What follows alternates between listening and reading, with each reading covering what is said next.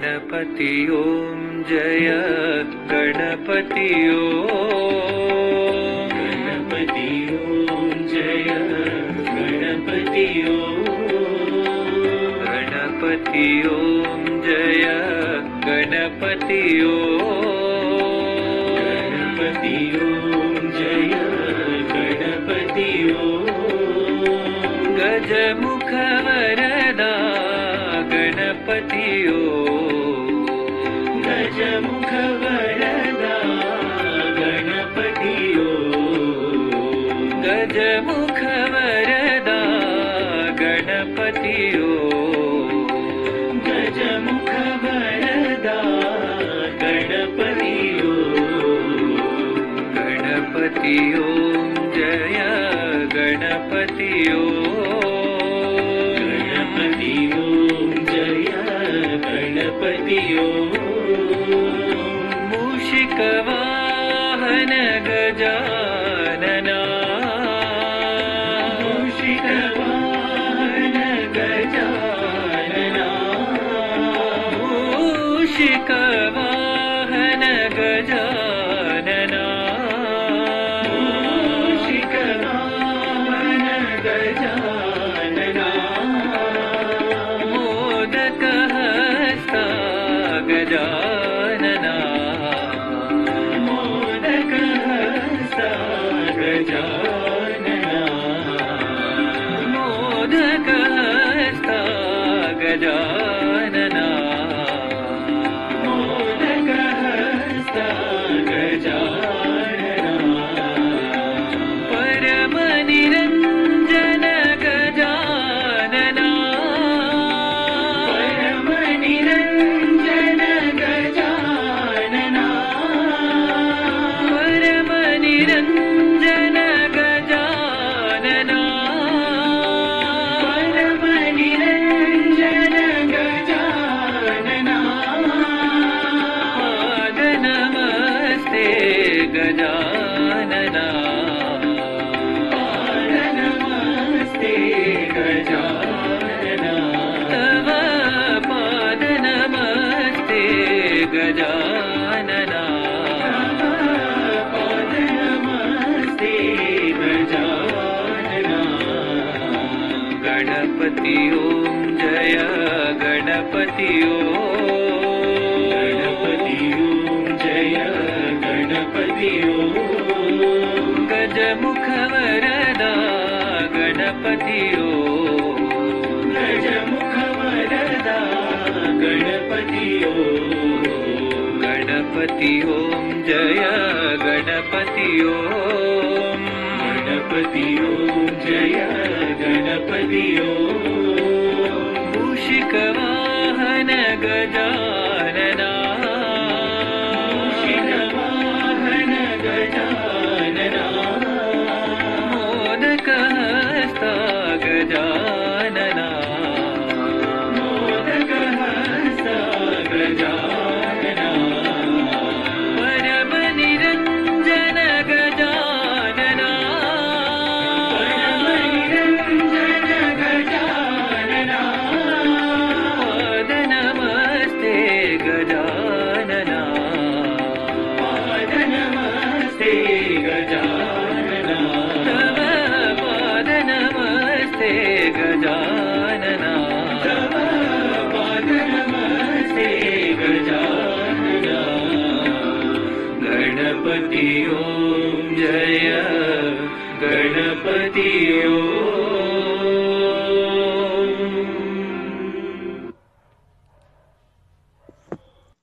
ओम श्री साई राम पद इस प्रकार हैं। मैं दोबारा उनको पढ़ देती हूँ। चुन चुन पत्थर महल बनाया, लोग कहें घर मेरा है, ना घर तेरा ना घर मेरा, चिड़िया रैन बसेरा है। आल भी आएगा माल भी आएगा और जाएगा खासा, वेणी बनाया मुख भी जाएगा, काना जाएगा सूरत, तेरा जंगल होएगा बासा। आस लगाया बालक पोसा, कंचुक दूध पिलाया, माँ बाप को दोष न दीजियो, कर्म मिलेगा खाया। फकीर ने बड़े धैर्य के साथ मुझे इन पदों का अर्थ समझाया। यह घर क्या है? बस वैसे ही है जैसे चिड़िया का घोंसला, जहां एक निर्धारित अवधि तक ही रहते हैं, फिर उसे खाली कर चल देना होगा। इसी प्रकार यह शरीर आत्मा के लिए एक निर्धारित समय के लिए घोंसला है, जिसे समय पूरा हो जाने पर आत्मा छोड़कर चल देगी। यह शरीर पंचभूतों से निर्मित है और आत्मा के निकल जाने पर सब तत्वों का विघटन हो जाता है। सब अपने अपने रूप में विलीन हो जाते हैं और शरीर नहीं रहता। इस प्रकार नेत्रों से दया और करुणा को बिखेरे हुए समझाते गए। जब तुम बहुत परिश्रम करते हो, बड़ा कष्ट सहते हो, किंतु उसके बदले में तुम्हें कोई यश, कोई प्रोत्साहन या सहानुभूति प्राप्त नहीं होती, तो दुखी नहीं होना चाहिए और न ही किसी को इसके लिए दोषी ठहराना चाहिए। यह तो मनुष्य के स्वयं के अपने कर्मों का ही फल होता है। आप ठीक कहते हैं, मैंने धीरे से कहा। मेरी आंखों में अश्रु झलक उठे थे, हृदय द्रवीभूत हो गया था। हिम्मत करके प्रश्न किया, साधना के मार्ग पर कैसे अग्रसर हुआ जाए? मुझे याद है, उन्होंने मुझे उस समय सलाह की, प्रतिदिन तड़के 4 बजे उठकर इन पदों को दोहराया करो और इन पर ध्यान किया करो। बड़ी दया थी उनकी कि मुझे समझाया और उससे मेरे उद्विग्न मन को शांति मिली। मैंने उनके प्रति अपना आभार और कृतज्ञता प्रकट करने के लिए उन्हें 1 रुपया भेंट के स्वरूप उनके पास बेंच पर रखा और दोनों हाथ जोड़कर उनके समक्ष नतमस्तक खड़ी हो गई। उन्होंने मुझे आशीर्वाद देते हुए अनेक शब्द दोहराए, मुझे याद नहीं रहे। उन्होंने अपना छाता उठाया और धीरे धीरे दिए और मैं अपने भीतर, बाहर और चारों ओर एक शक्ति का अनुभव करते हुए वहां से लौटी। कौन था वह फकीर? मैंने घर में आकर कहा तो मेरा लड़का कहने लगा, मैं नित्य प्रति ही जल पहाड़ के उस मार्ग से अपने दफ्तर जाता हूँ और वहां से आता हूँ, लेकिन मैंने तो कोई फकीर उस ओर कभी देखा नहीं। न जाने कैसी आदत हो गई है आपकी कि अनजाने लोगों से जान पहचान और मित्रता बढ़ा लेती हो। कहीं किसी दिन इसके कारण किसी मुसीबत में न फंस जाना। थोड़ा सावधान रहा करो। सन 1965 के इलस्ट्रेटेड वीकली में सत्य पर एक लेख प्रकाशित हुआ था और उसमें उनका चित्र भी छपा। चित्र में बाबा का विचित्र केश विन्यास देखकर तो मुझ में विपरीत प्रतिक्रिया हुई और यहां तक कि मैंने लेख भी नहीं पढ़ा। मार्च 1966 में मेरे पास एक गुमनाम पोस्ट कार्ड आया जिस पर बंबई की डाक की मोहर लगी थी।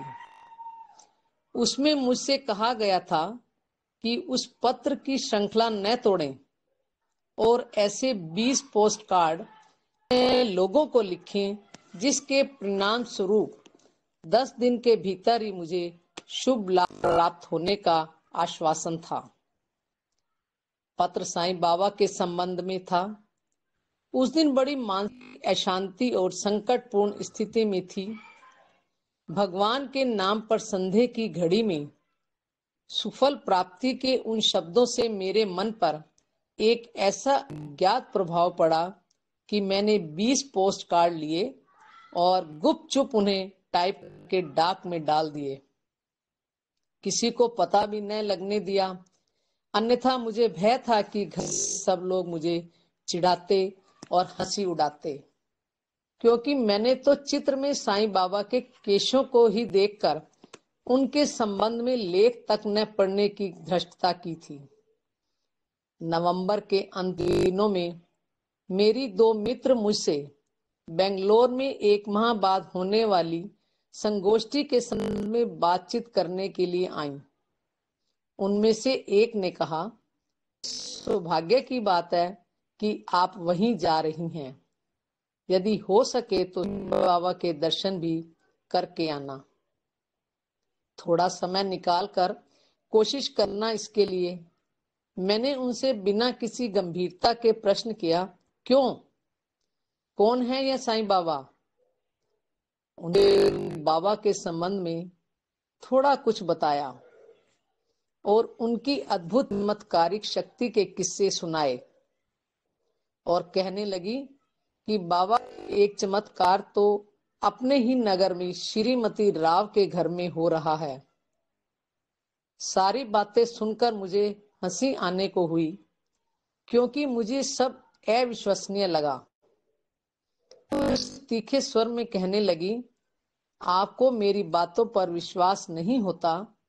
मैं संभली और उनसे कहने लगी, जब आप कह रही हैं तो सब ठीक ही होगा। उन्होंने गर्दन हिलाई और बोली, आपको स्वयं ही अपनी आंखों से देख लेना चाहिए। आइए अभी चलिए मेरे साथ। स्थान कोई दूर नहीं है। हमने अपने कागज पत्र और फाइलें वहीं छोड़ी, एक टैक्सी मंगवाई और चल दिए श्रीमती राव के यहाँ। उन्होंने बड़ी प्रसन्नता के साथ हमारा स्वागत किया और कहने लगी, देखिए बाबा की क्या लीला है। वह हमें अपने कमरे में ले गई, जहां अनेकों देवी देवताओं के पवित्र चित्रों के साथ बाबा का फ्रेम किया हुआ चित्र भी रखा था। बड़ा आकर्षक चित्र था। नेत्रों से अनुग्रह की वर्षा होती दिखाई देती थी। चित्र के ललाट पर विभूति दिखाई पड़ रही थी, जिसके संबंध में हमें बताया गया कि उनके चित्र से स्वतः ही प्रकट हुई है और झरती रहती है। उसमें से एकत्रित विभूति का थोड़ा सा अंश एक कागज की पुड़िया में प्रसाद स्वरूप हमको दिया गया। श्रीमती राव ने बाबा के कभी दर्शन नहीं किए थे, केवल एक बार स्वप्न में देखा था। स्वप्न में दर्शन पाने के बाद उन्हें कहीं से वह चित्र प्राप्त हुआ था। कुछ दिनों बाद उसमें से सुगंधित पवित्र विभूति झरने लगी, जिससे वे एकत्रित करके थोड़ी थोड़ी प्रसाद स्वरूप भक्तों में वितरित कर देती थी। लेकिन यह तो कुछ भी नहीं है। हंसते हुए उन्होंने कहा, यह मेरी दासी के घर जाकर देखिए। जरा मेरी दासी के घर जाकर देखिए कि क्या हो रहा है। फिर उन्होंने सारा विवरण दिया कि किस प्रकार वह गरीब स्त्री बाबा की भक्त हुई। उसने बाबा, साई राम दीदी। हाँ जी दीदी, कुछ नहीं, अभी पढ़ो ना आप। अच्छा। उसने बाबा के 3 चित्र प्राप्त किए, उन्हें फ्रेम करवाकर अपने पूजा गृह में रखा और उनकी नित्य पूजा करने लगी। बड़ी भक्ति भाव के साथ बड़े तड़के ही पूजा करती हैं और प्रातः 4 बजे ही उसकी पूजा समाप्त हो जाती है और उसके बाद अपने जीवन निर्वाह के लिए घरों का चौका बासन झाड़ू बुहारी करने जाती हैं। बाबा के अनुग्रह स्वरूप उनकी 3 फोटोओं में से एक से विभूति, एक से कुमकुम और एक से हल्दी झरती है। बड़ी सौभाग्यशाली है वह। उसे अब किसी स्थान पर अच्छे वेतन पर अच्छा काम मिल गया है। मैंने उनसे पूछा कि उसका घर कहाँ है, तो श्रीमती राव ने कहा, कोई अधिक दूर नहीं है, पास ही है, लेकिन है एक बस्ती के बीच में, जहां नगर निगम की ओर से बिजली की बत्तियां नहीं हैं। वर्षा होने के कारण रास्ते में कीचड़ अवश्य होगा। हम लोग बहुत उत्साहित हो गई। सब कुछ देख सुनकर अतएव उनसे अनुरोध किया कि यदि कठिनाई न हो तो हमें वहां लिवा ले जाएं। वह सहर्ष हमारे साथ हो ली और हम लोग सकरी टेढ़ी मेढ़ी कीचड़ से भरी गलियों से होकर घरों से आते मिट्टी के तेल के लैंपों प्रकाश में और कहीं कहीं अंधेरे में होकर वहां पहुंची। उस महिला का नाम था माधुरी था। उस समय वह तो घर पर नहीं थी, किंतु उसका पति जो एक ट्रक ड्राइवर था अपने 4 बच्चों के साथ घर पर ही था। एक कमरा था साफ सुथरा। उसके आधे भाग में तो बांस की एक चटाई खड़ी करके अपने सोने के लिए स्थान बना रखा था और उसी में अपना सामान आदि रखने की हुई थी, तथा आधे भाग में अपना पूजा घर बना रखा था। छोटी सी गरीब गृहस्थी का वह छोटा सा कमरा बड़ा साफ सुथरा था। थोड़े से जो भी पीतल के बर्तन थे दीपक के प्रकाश में चमक रहे थे। सभी चीजें बड़े करीने से सुघड़ता के साथ व्यवस्थित रखी हुई थी। पूजा गृह के भाग की दीवार पर देवी देवता के रंगीन चित्र लगे हुए थे। उसमें एक चित्र शिरडी साईं बाबा का था। नीचे एक स्टील की शेल्फ पर स्वच्छ कपड़ा बिछा हुआ था जिस पर सत्य साईं बाबा के 3 चित्र रखे हुए थे। वास्तव में उनमें से दूसरे पर कुमकुम और तीसरे पर हल्दी देखी जा सकती थी, जो काफी मात्रा में बाबा के माथे से झर रही थी। पीतल के एक दीपक पास ही जल रहा था और एक मधुर सुगंध से वहां का वातावरण सुवासित था। मैं बड़ी प्रभावित हुई। मैंने वहां प्रार्थना की, एक छोटी सी भेंट चढ़ाई। 2 दिन बाद वह स्त्री मेरा पता ज्ञात करके मेरे पास आई और टोकरी में घर में बनी मिठाइयां और बाबा की विभूति का प्रसाद देकर गई। मेरा हृदय द्रवित हो गया। मन ही मन निश्चय कैसे भी हो इन साईं बाबा के अवश्य दर्शन करूंगी। मैं कैसे बाबा के दर्शन पा सकने में सफल हुई, जबकि मुझे इसमें सफलता की तनिक भी आशा नहीं रह गई थी, स्वयं में एक कहानी है। यहाँ तो मैं केवल मेरे फकीर से मिलने के संदर्भ को सूत्रबद्ध करते हुए अपनी बात समाप्त करना चाहती हूँ। कार सड़क पर एक और खड़ी करके मैं और दोनों उस ओर पैदल ही चल दिए जहां जनवरी 1967 में बाबा की मद्रास यात्रा के अंतिम दिन उनके दर्शन के लिए अन्य लोग जा रहे थे। मैं बाबा के संबंध में ही सोचती जा रही थी, जो कुछ अद्भुत और विस्मयकारी बातें सुनी और देखी थी। उनके संबंध में विचार करते हुए कि उषा ने मेरा ध्यान अपनी ओर आकर्षित करते हुए कहा, आंटी देखो ना कितना सुंदर है वह मकान।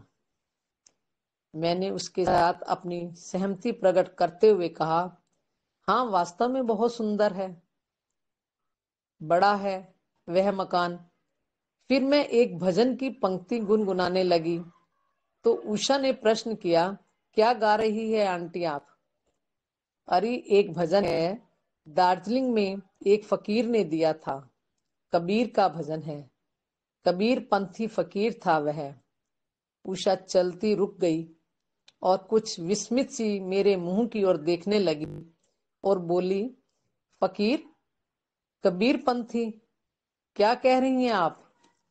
आंटी मुझे तो लगता है शिरडी साईं बाबा होंगे। अरे उषा क्या कहती है तू? मैंने उससे कहा, किंतु न जाने किस प्रेरणा से वह उत्साहित हुई कि उसने अपने दोनों हाथों में मेरे हाथ कस कर पकड़ लिए और कहने लगी, हाँ शिरडी साईं बाबा ही रहे होंगे उस फकीर के रूप में। मैं इन दिनों आर्थर ओसबॉर्न का इनक्रेडिबल साईं बाबा पढ़ चुकी हूँ। उसमें ऐसी अनेक घटनाओं का विवरण दिया है जिसमें साईं बाबा के लोगों के समक्ष इस प्रकार प्रकट होने के विवरण दिए हैं। वे कबीर पंथी थे। मैं उसकी इन भावुकतापूर्ण बातों पर केवल मुस्कुरा कर रह गई। कहती भी भला क्या, किंतु चलते हुए जैसे हम आगे बढ़ रही थी, वह मुझे यह परामर्श भी दे बैठी, देखो आंटी, जब आप साईं बाबा से आज मिले तो यह बात अवश्य पूछना, क्योंकि सत्य साईं बाबा शिरडी साईं बाबा के ही अवतार है। मैंने उषा से कहा कि इस प्रकार की व्यर्थ की कोई बात मैं साईं बाबा से नहीं पूछ सकती, लेकिन उषा इस बात को दोहराती रही और जोर देती रही तथा अंत में उसने कहा, आप बिल्कुल भी संकोच न करें। आंटी, बाबा प्रश्न पूछने पर नाराज नहीं होते हैं। अब जब मैं पुरानी बातों को याद करती हूँ तो मेरे समक्ष वह सारा घटनाक्रम स्पष्ट हो जाता है। बंद दरवाजों के सामने हाथ में एक कागज की पर्ची लिए मैं खड़ी थी। उस पर्ची में मैंने बाबा से इंटरव्यू प्रदान करने के लिए प्रार्थना की थी कि यदि वे मुझे इंटरव्यू के अयोग्य न समझते हों तो प्रार्थना स्वीकार करने की कृपा करें। मैं इस प्रतीक्षा में थी कि जैसे ही कोई दरवाजा खोलेगा उसे यह पर्ची बाबा तक पहुंचाने के लिए निवेदन करूंगी। मैं प्रतीक्षा कर रही थी दरवाजा खुलने की। मैंने दरवाजा खटखटाया नहीं था।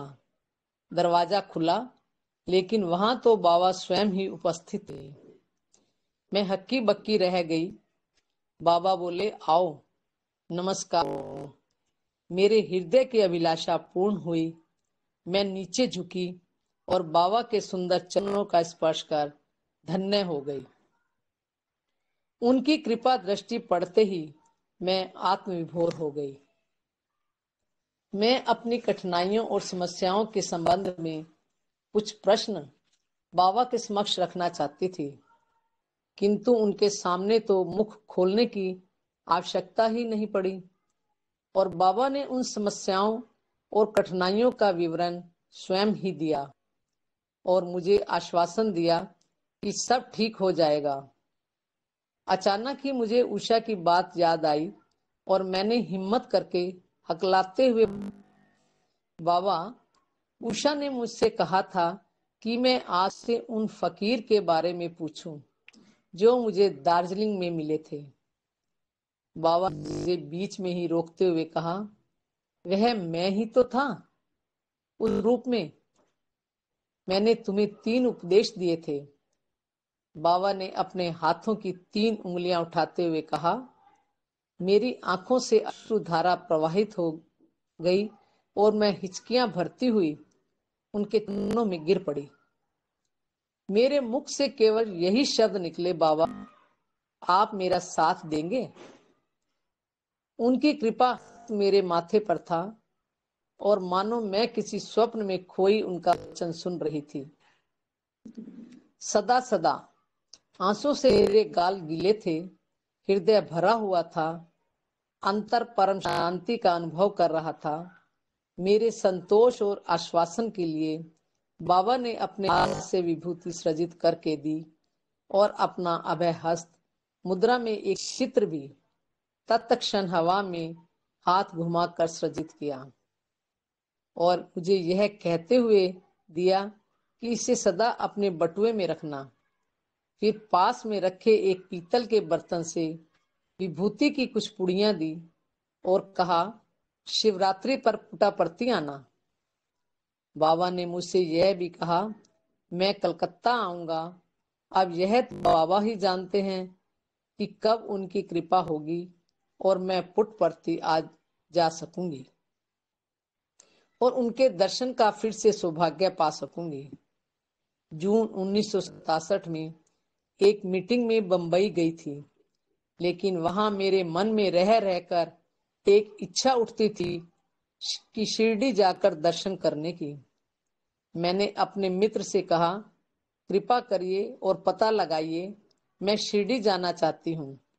आपका सहयोग मिल जाए तो मेरी यह अभिलाषा पूरी हो सकती है।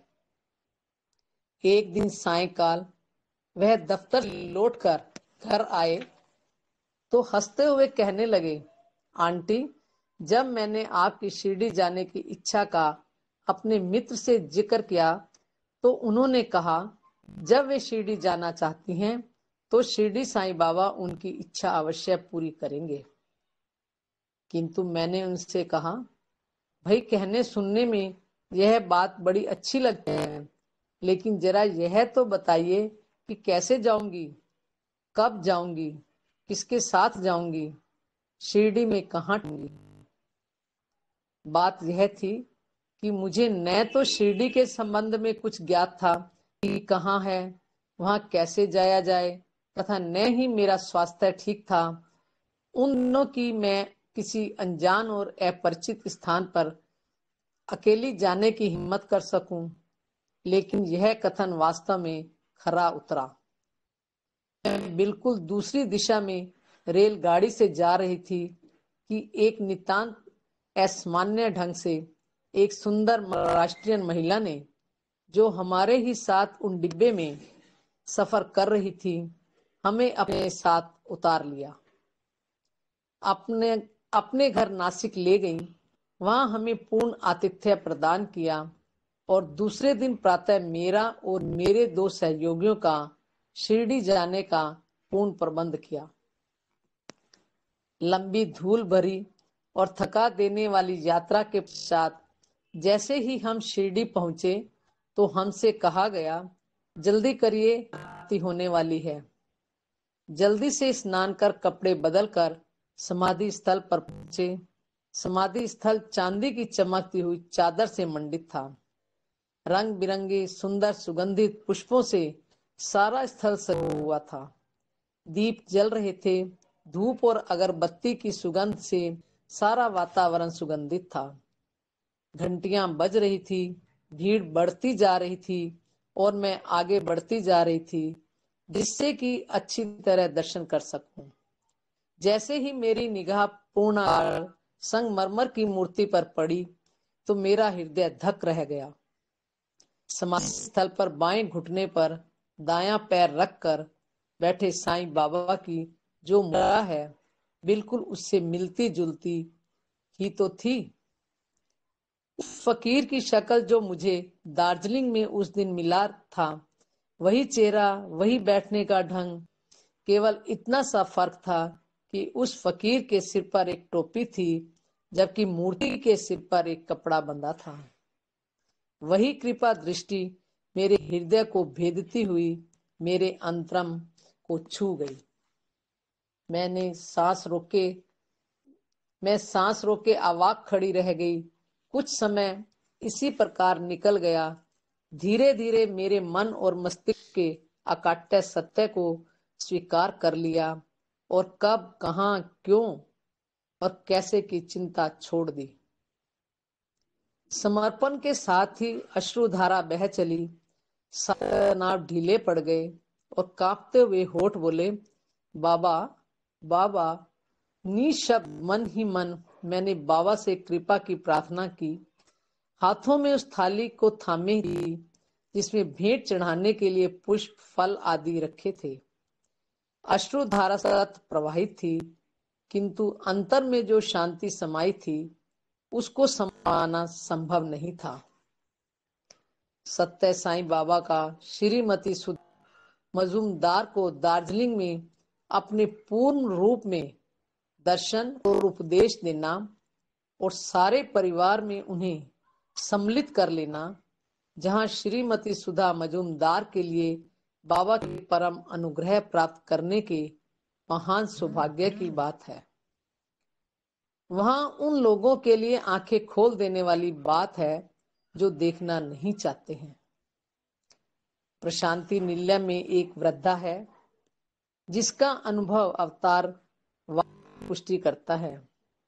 उनके पिता निजाम के राज्य में एक कलेक्टर था, जब वह 3 वर्ष की बालिका थी तो उसके पिता उसे दर्शन के लिए शिरडी ले गए। इसके बाद जब वह 7 वर्ष की थी तो अपने पिता के साथ एक बार फिर बाबा के दर्शन करने गई। उस समय उसकी शादी हो गई थी। उसके 4 बच्चे हुए और चारों की मृत्यु हो गई। उससे वह बड़ी दुखी और निराश थी तथा बिल्कुल टूट चुकी थी। वह 1917 में साईं बाबा के पास पहुंची और उनके चरणों को पकड़कर दीक्षा और उपदेश देने तथा शिरडी में ही शेष जीवन बिताने की अनुमति देने के लिए प्रार्थना की।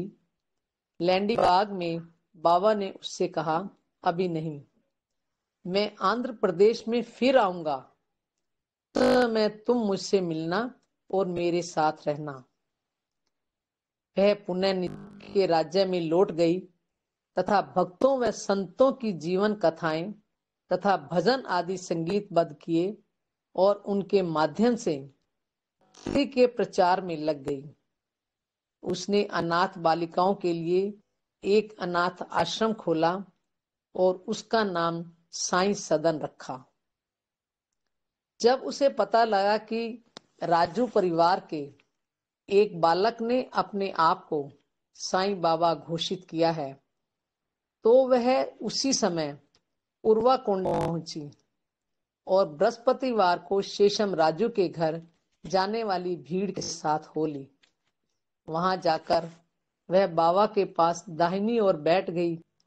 उसका कहना है कि बाबा ने धीरे से हिंदी में उससे कहा, तो आ गई मेरी बच्ची। बाबा ने उससे यह भी कहा, मेरे बाकी के 16 रुपए लौटाओ।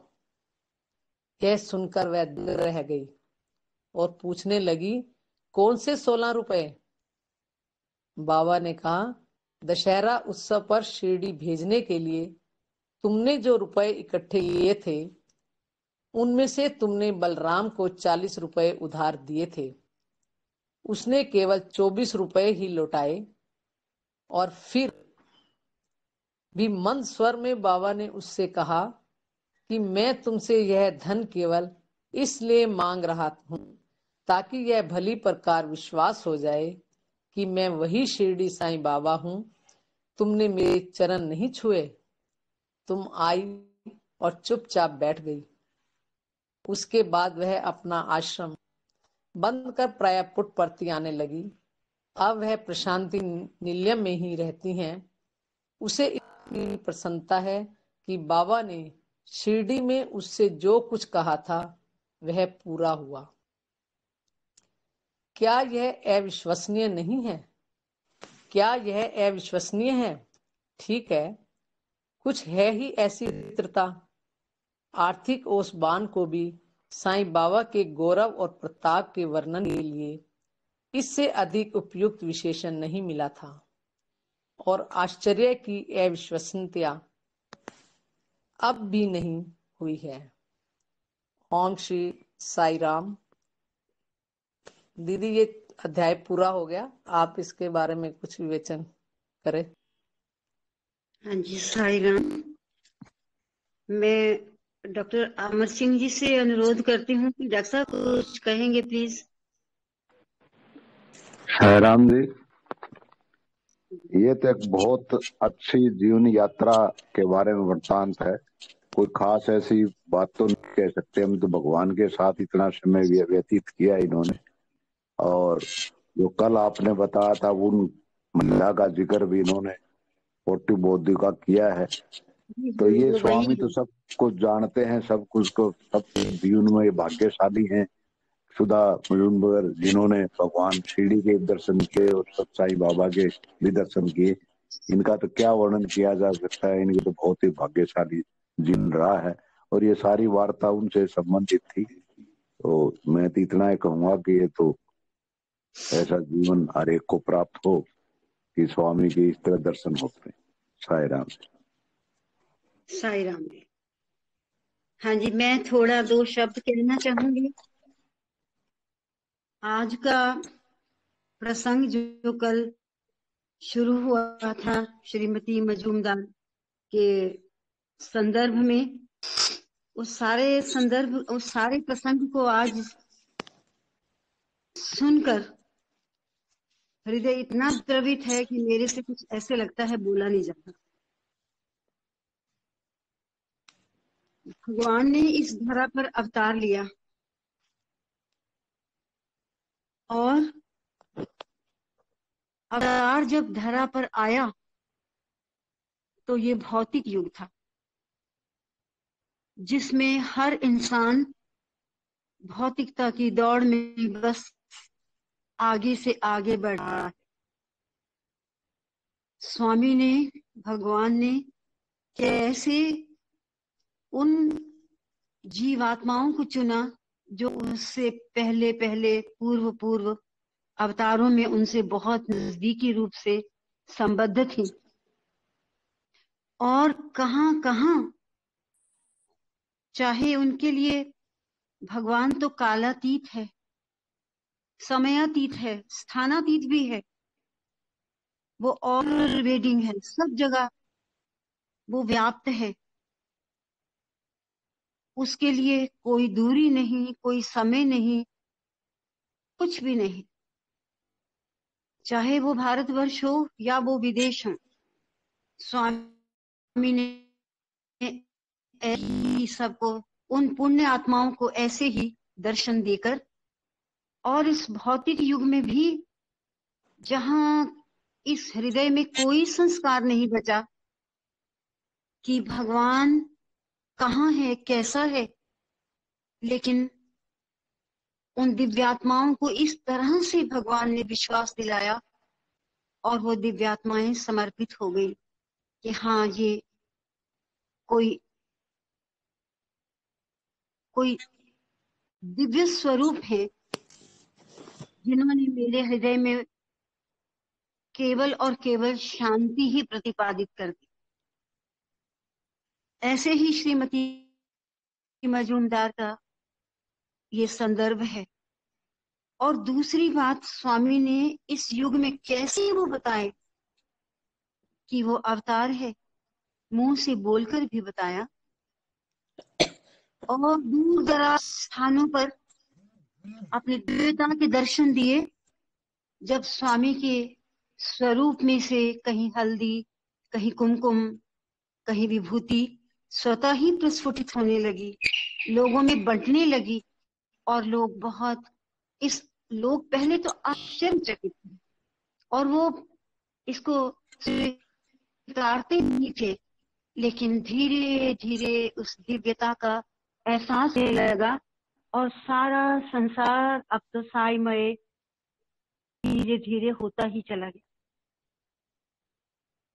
इतना सुंदर श्रीमती मजूमदार का वो क्षण रहे होंगे जब वो वृद्ध रूप एक के पास नजदीक आकर बैठे वो बाबा, और उनके मन की जिज्ञासा देखिए, ये भी कोई जन्मों जन्मों के संस्कार रहे होंगे कि स्वामी आप मुझे साधना का, बाबा से कहा मुझे साधना का रास्ता बताइए, आप कौन हैं? परिचय दिया, मैं कबीर पंथी हूँ। और कितने सुंदर वो पद्य जो जीवन का सार होते हैं, जो आध्यात्मिक मार्ग को आगे बढ़ाने में बहुत हमारे साथ होते हैं। चुन चुन पत्थर महल बनाया, लोग के घर मेरा है, ना घर तेरा ना घर मेरा, चिड़िया रैन बसेरा है। समझ में आती है संसार में रहते हुए ये सच्चाई। हमारे लिए तो बस सभी कुछ मेरा ही मेरा है। महापुरुषों के श्रीमुख से सुनकर कोई पुस्तक कोई पढ़ के कुछ बात समझ में आती है, थोड़ी देर के लिए उसके बाद फिर वही के वही हम हो जाते हैं। और इनको तो अपनी डायरी में लिख लेना चाहिए कि भगवान ने हमें ये डायरेक्ट संदेश दिया है। जब श्रीमती मजूमदार ने उनसे पूछा कि वो बाबा कौन थे जिन्होंने मुझे दर्शन दिया था, जो मेरे पास बैठे थे। तो उस समय बाबा ने कहा मैं ही तो था। तो स्वयं भगवान ने अपने श्रीमुख से ये दिव्य शब्द कहे, जो हमारे और आपके लिए और आने वाली अनगिनत समूची मानवता के लिए है।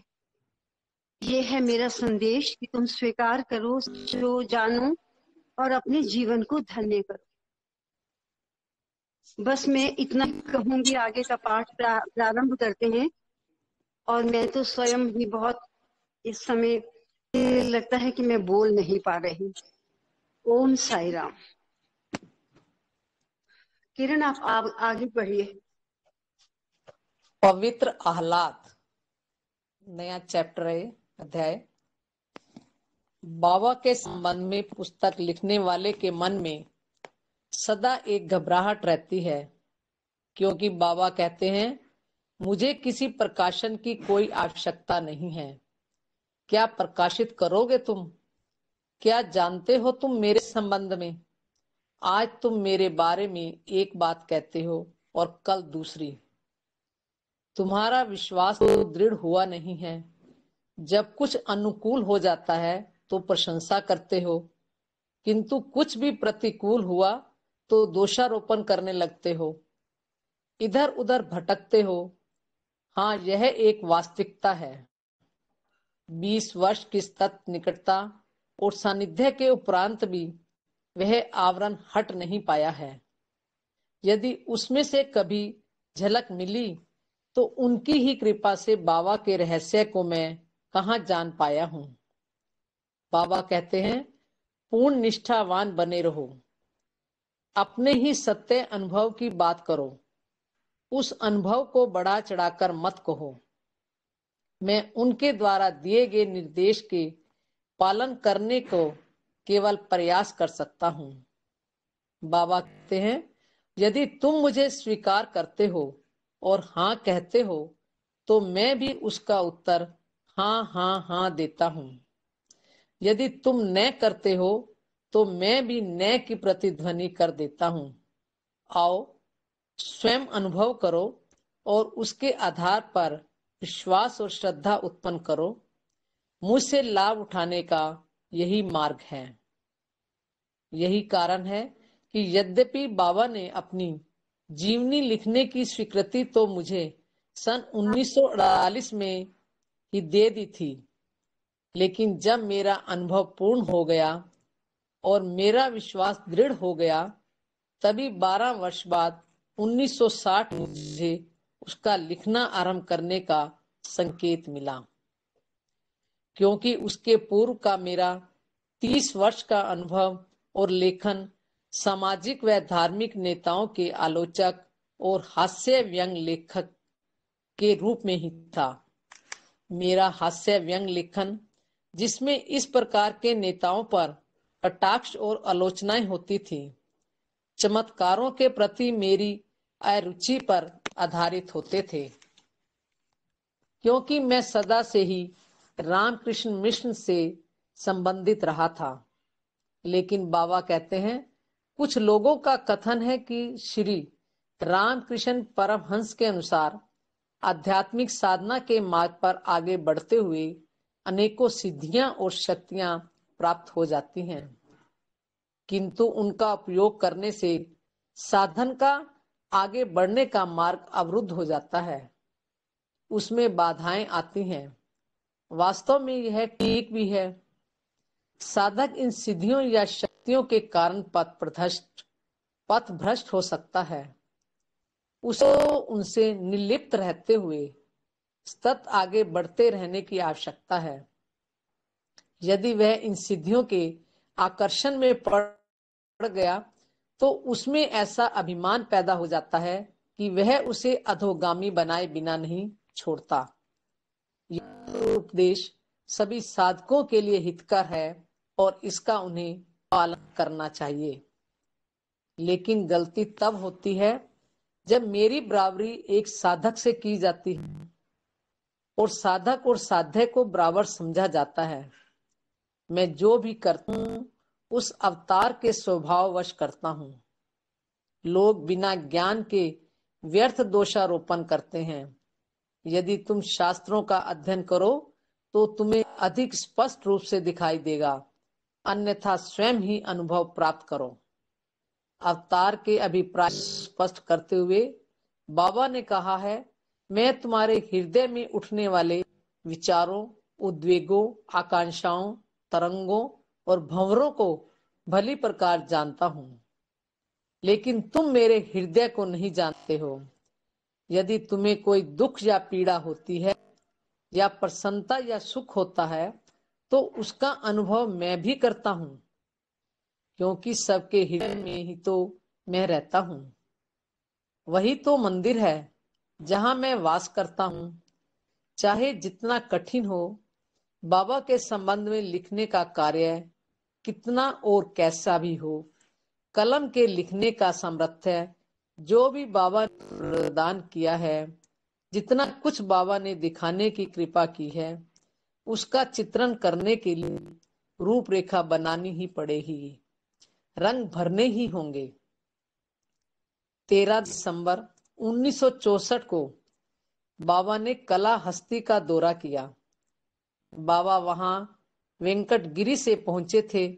जैसा कि उन्होंने वहां से सैकड़ों मील मंजेरी में राजमोहन राव से कहा था, 17 दिसंबर को बाबा ने कला हस्ती के पास ही चेरपेडू में व्यास आश्रम देखा, जहां से स्वर्गीय मलयालम स्वामी ने अद्वैत और उनके सार्वभौमिक और सार्वदेशिक संदेश का प्रचार व प्रसार करने के लिए बड़ा कार्य किया था।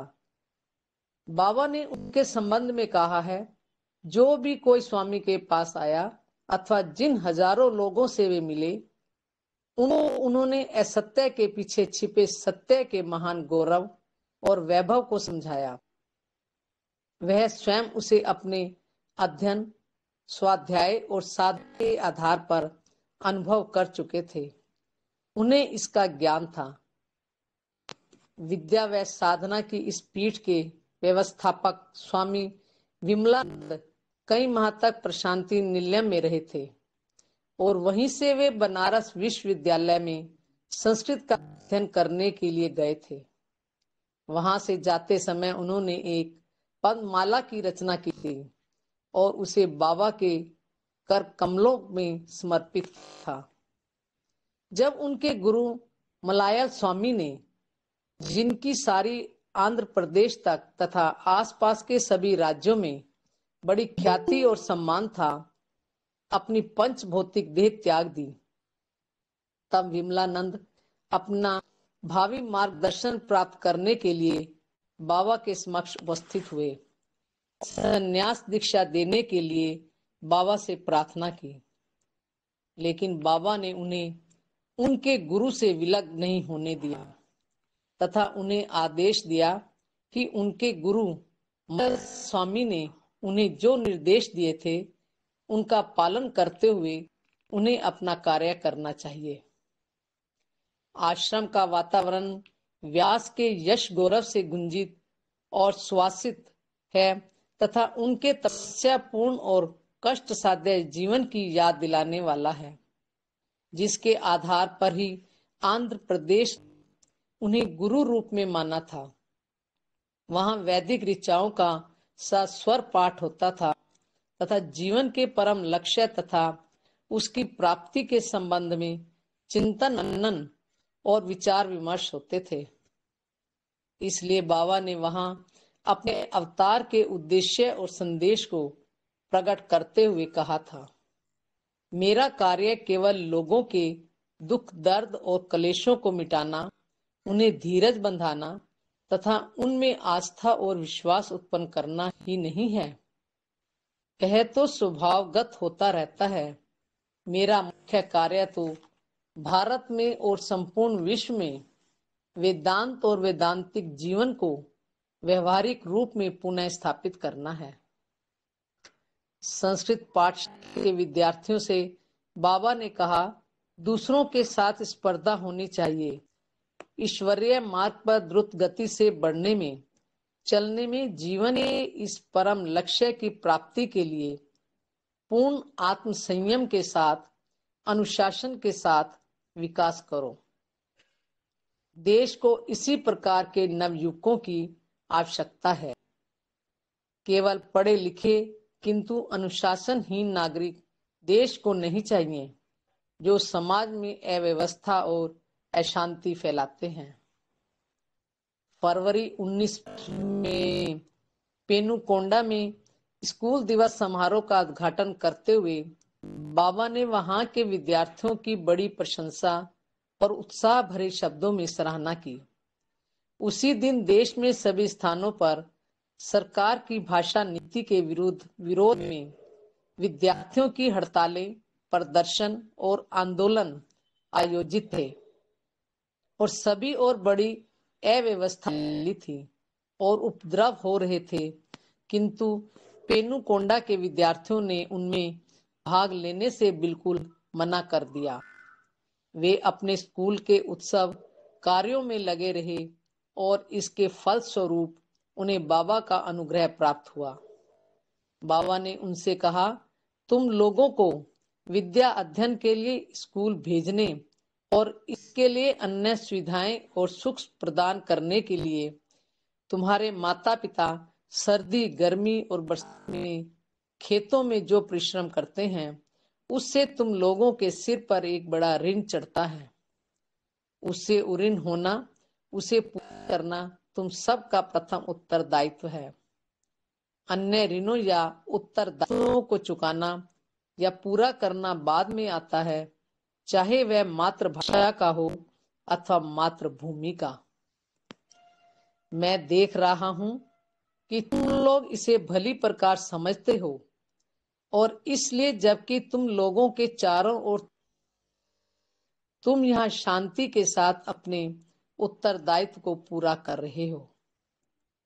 उसी फरवरी मास में प्रशांति निलय में 450 बालकों का उपनयन संस्कार संपन्न हुआ। उस दिन उनके लिए बाबा ने कहा था, आप मेरी सेना में भर्ती हो गए हैं। ब्राह्मण, क्षत्रिय, वैश्य बालकों के जीवन में उपनयन संस्कार का बड़ा महत्व होता है।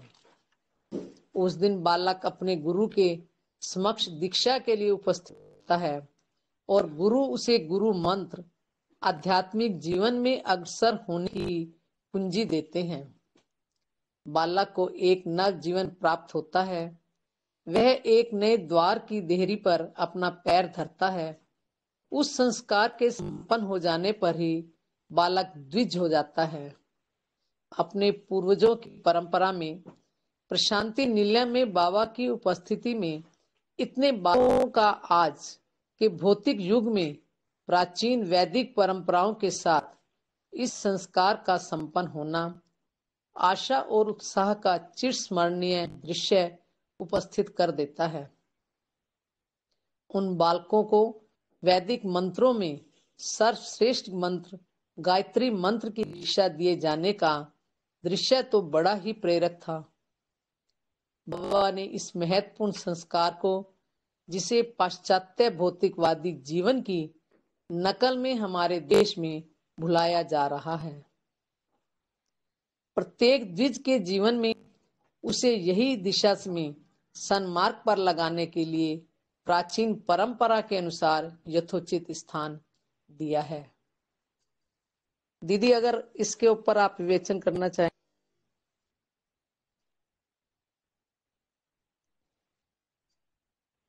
मैं कह रही हूँ आप थोड़ा सा और पढ़ेंगे आराम से, अभी तो टाइम होने वाला। ठीक है, क्योंकि थोड़ा सा और बस पढ़ लो, फिर तो हाँ जी, पाठ करेंगे। हाँ जी, 4 मिनट में। हाँ, कोई नहीं। इसके बाद शिवरात्रि आई।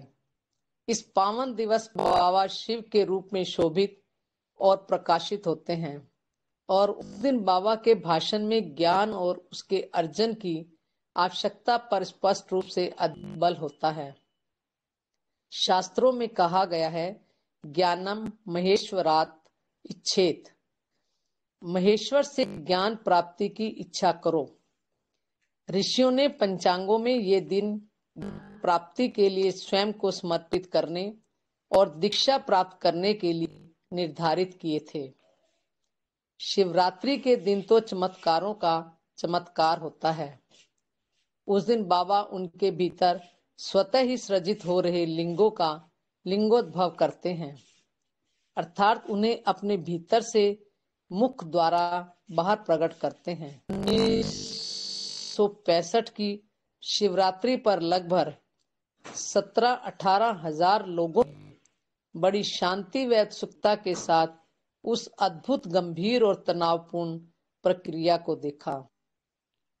सबकी आंखें मंडप की ओर एकटक लगी हुई थी जहां बाबा विराजे हुए थे। सब खिंचे तने और सधे हुए बैठे थे, मानो उन्हें और उनकी निगाह तक को कीले ठोक कर स्थिर कर दिया गया हो। यह तनावपूर्ण स्थिति उस समय अपनी प्रकाष्ठा पर पहुंची जब एक स्निग्ध प्रभापूर्ण विमल पारदर्शी लिंग बाबा के मुख से बाहर आया और उसकी हरित ज्योति की चमक से सबकी आंखें चकाचौंध हो गई। वह लिंग ब्रह्मांड का, उस सृष्टि का, जिसकी शिव नित्य जागरण करते हुए चौकसी करते हैं, प्रतीक था। यहाँ एक इतना सूक्ष्म और गहन, अति विशाल और आश्चर्यजनक प्रतीक है कि हमारी सीमित बुद्धि और सामर्थ्य से इसको सही रूप से समझ पाना दुष्कर है। इसकी प्रभा के दर्शन से जो आनंद उमड़ा तो कृतज्ञता की अभिव्यक्ति में आनंद अश्रु प्रवाहित चले। आकाश में जगमगाते तारों में, मनुष्यों के हृदयों में, हर वस्तु में, हर जीवन में, चेतन में जो प्रकाश, जो स्पंदन है, उसी के सौंदर्य और तेज की ही तो झलक थी वह। उस शिवरात्रि के पश्चात 2 सप्ताह तक बाबा ने उन सभी रोगियों, वृद्धों, अपंगों तथा अन्य दूसरों को जो वहां आए हुए थे और जिनकी ओर शारीरिक, मानसिक या आध्यात्मिक दृष्टि से तत्काल ध्यान दिए जाने की आवश्यकता समझी, उन्हें व्यक्तिगत रूप से अपने पास बुलाकर उन पर अपना अनुग्रह प्रकट किया। इसके बाद बाबा गोदावरी के डेल्टा क्षेत्र में स्थित काकीनाडा गए, जहां उन्हें अपने पूर्व रूप शिरडी साईं बाबा के मंदिर का उद्घाटन करना था। काकीनाडा में अपार जनसमूह एकत्र हुआ जो उस नगर में समा नहीं रहा था। गली, मार्ग और सड़कें खचाखच भरी थी। मकानों की छतों पर इतने लोग जमा थे कि लोगों को भय होने लगा कि कहीं छतें बैठ न जाएं और दुर्घटना न हो जाए। बाबा ने उस अपार भीड़ पर एक दृष्टि डालते हुए कहा कि प्रत्येक स्त्री, पुरुष और बालक की सुरक्षा के लिए एक दृष्टि ही पर्याप्त है। कुछ भी अशुभ नहीं होगा, चिंता न करे। अपने भाषण में बाबा ने कहा, भगवान को जिस किसी भी नए नाम से तुम पाते हो, उसके लिए अलग से मंदिर बनाने की कोई आवश्यकता नहीं है। इसी प्रकार भगवान के नए रूप धारण करने पर नया मंदिर बनाने की आवश्यकता नहीं है। तुम भगवान को कहीं भी और किसी भी समय पुकार सकते हो। प्राचीन सच्चे भक्तों की कई पीढ़ियों की पवित्रता और प्रार्थना से पूर्ण है। इस संचित भूमि से स्वयं को वंचित रखना तुम्हारे लिए अनुचित होगा। ओम श्री साई राम। ओम।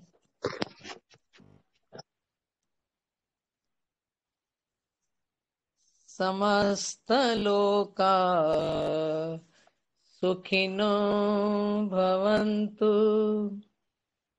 समस्त लोका सुखिनो भवन्तु, समस्त लोका सुखिनो भवन्तु। ओम शांति शांति शांति। जय बोलो भगवान श्री सत्य साईं बाबा जी की जय।